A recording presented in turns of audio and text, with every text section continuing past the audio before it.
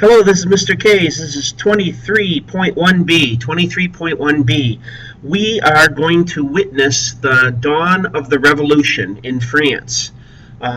We saw the three estates being represented by the clergy, the nobles, and the peasants.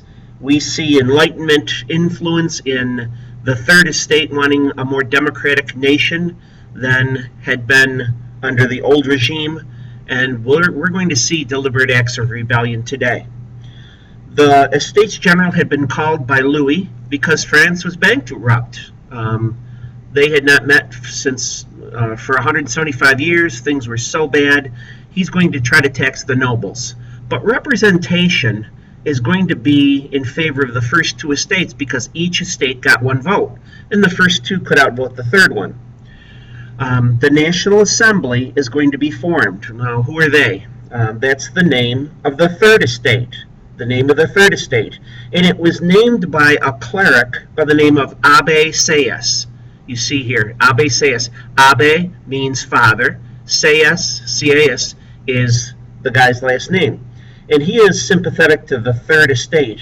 And he knows that they could be outvoted, so he's going to propose votes by delegates, and the third estate is going to be able to outnumber the first two estates. Well, Louis is saying no, we're going to go by the old regime way of one estate, one vote. They actually locked the National Assembly out of their meeting room, and so they busted down a door and met in an indoor tennis court at Versailles Palace, Louis's rural palace. And they proclaimed the tennis court oath in 1789. This is a constitution drawn by the National Assembly in Versailles, Versailles. Now, when the king sees that they're meeting in this indoor court, he orders the first two estates to join the National Assembly. I want you two guys to go in there and meet with him. But at the same time, Louis is kind of uneasy, so he wants some bodyguards mobilized. So he calls the Swiss guards out. He does not trust the French soldiers because they might be sympathetic to the third estate. So he calls out his Swiss guards in Paris to mobilize just in case there's any trouble. Well, that's going to fuel the rumors that the king is going to fire on the people. Rumors are going to fly throughout France that foreign troops will massacre citizens. Foreign troops will massacre citizens. And if you're going to shoot at me, well, I'm going to shoot back at you. So,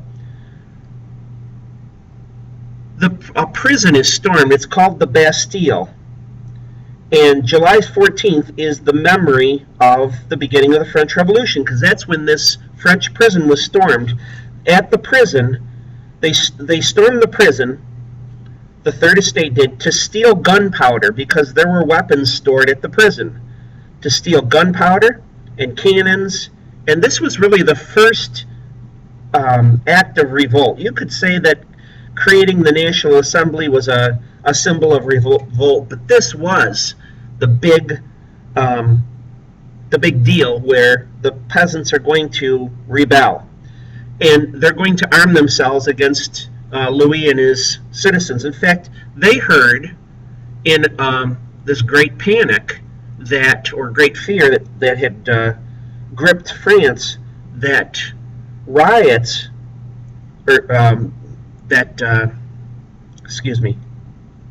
riots are going to begin. Riots began against the nobles. They heard that the nobles had hired goons to attack them. Well, when there was no attacks, the peasants became the outlaws themselves and stormed nobles' houses and ripped up papers that told of their servitude and serfdom. And every once in a while, a manor house might actually be burned to the ground. So it was a wave of panic that really was senseless. In October, there were bread riots. 6,000 Parisian women marched from Paris to Versailles. Paris to Versailles.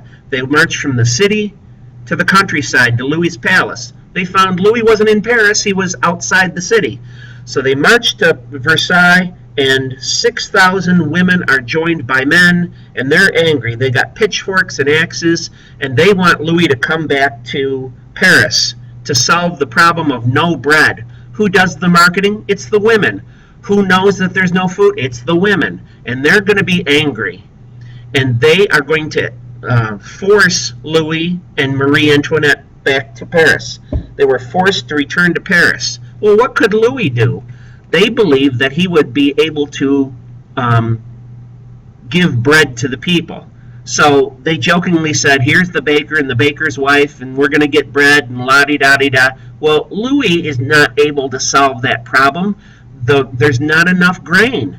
The harvest didn't come in. Well, we're going to see that this is an end to an era. Louis and Marie never again see Versailles. Versailles Palace, this beautiful palace, is gone forever in their eyes.